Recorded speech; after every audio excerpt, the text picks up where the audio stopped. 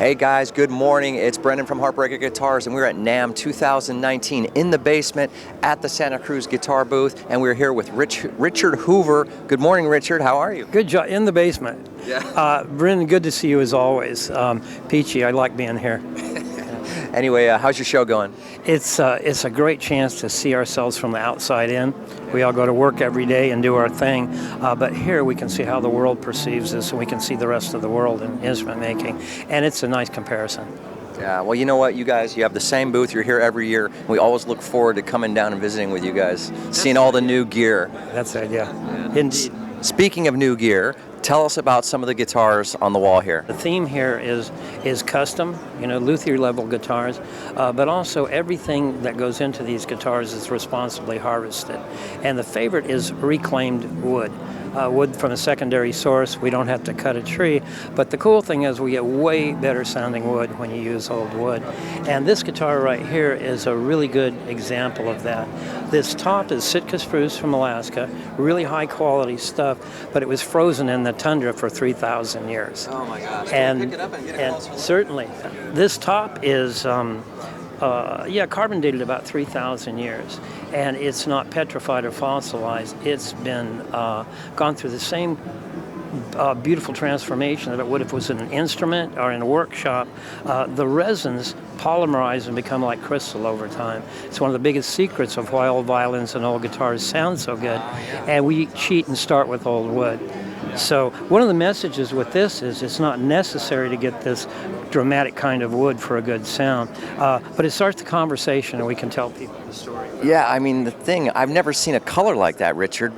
That's crazy. We wish we could do this artificially, but we can't. This is an effect of the aging. And as I turn this in the light, sometimes it'll be silver, sometimes bronze. It's really fun. The rest of the woods in this is snake wood, again a reclamation, and snake wood's a real prize wood for violin bows. So it's got even more density than ebony, and it's part of our sound calculation in this. It's part of the efficiency of projection. This guitar really cuts through. This with that. fretboard is... That is the idea with this guitar is the closer you look, the more expensive it looks. And unfortunately, a lot of guitars are the opposite, right? Yeah. As you come up on the bling.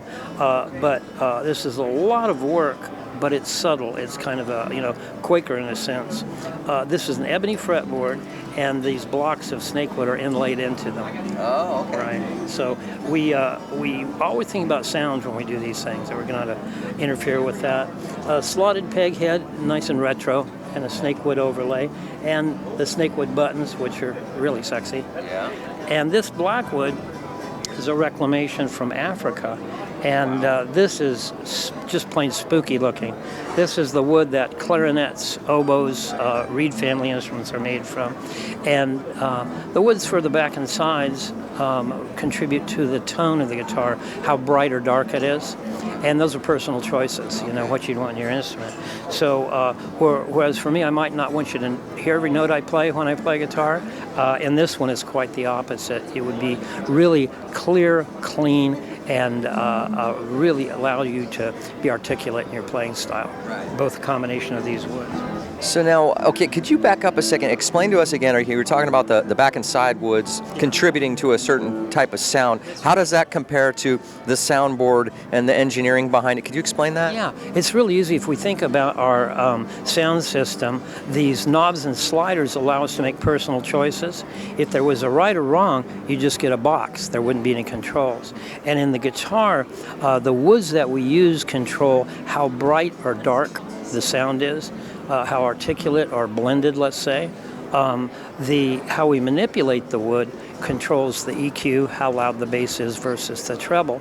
And by doing these all in tune with each other, we get sustain and overtones, the things that everybody's looking for in a guitar, even if they don't know those words. So it's pretty straightforward, but it's labor intensive. And these, we're open source as a company. I share this information with the biggest companies in the world, and they're disappointed.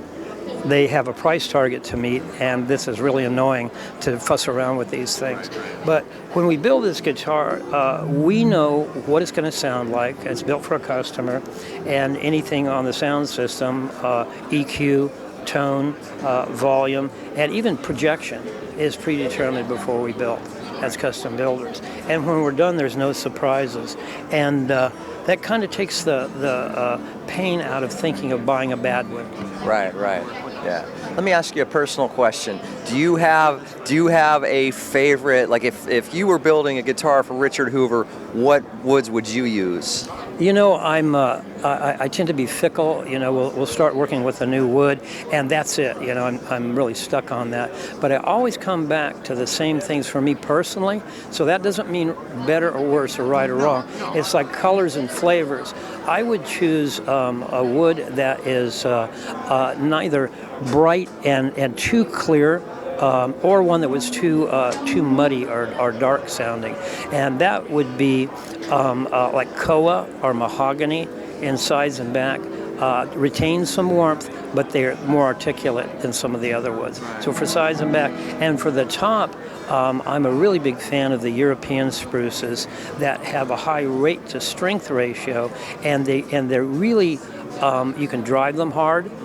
You can also get subtlety out of it, and most importantly, the tone, you hear notes clearly, not painfully clearly, because mind you, that's not me, but those are the things that I really like to hear myself.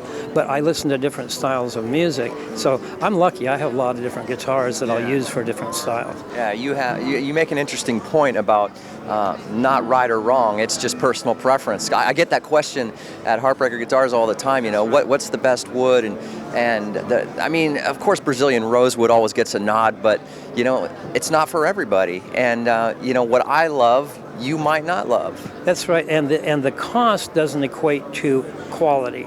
It's how much it costs to acquire that wood and how scarce it is. If I was doing, jazz fingerstyle, it'd be quite the opposite. I'd want a bright articulate back and sides like cocobolo or maple, like you'd have in a jazz guitar, and a top like an Adirondack or some of the European varieties that are really clear and articulate. And you could hear each note and all the nuance you put into it. Right. Back to my singer-songwriter stuff, I don't want you to listen to every note. You know, I want that to be part of the ambience, and that would be maybe Indian rosewood, Sitka spruce. So as you can see, these woods are specific to what you love, not the expectations of your guitar teacher or the guy on the internet. Yeah, yeah. It rings true for body style too. The size of the guitar. You know, I mean, you know, they all sound different, and it doesn't mean better. It just means different, and whatever your personal preference is. Well, as you know, we deal with very few dealers around the world.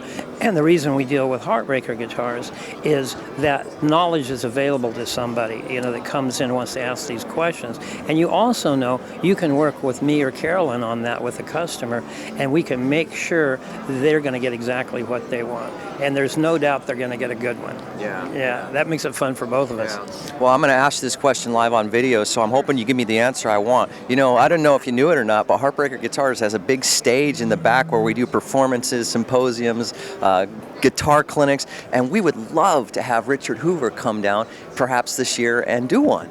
You know, that's my great pleasure. There's an important message. Yeah, that was a yes. That was a big yes. Important message that we have to give about the materials we use, where they come from, why they deserve reverence and respect and responsible harvest. But also my big goal here is to demystify the guitar to people and give them vocabulary that makes it comfortable and easy to get the guitar of their dreams, and not be stuck with indecision because they're trying to please somebody else. Yeah.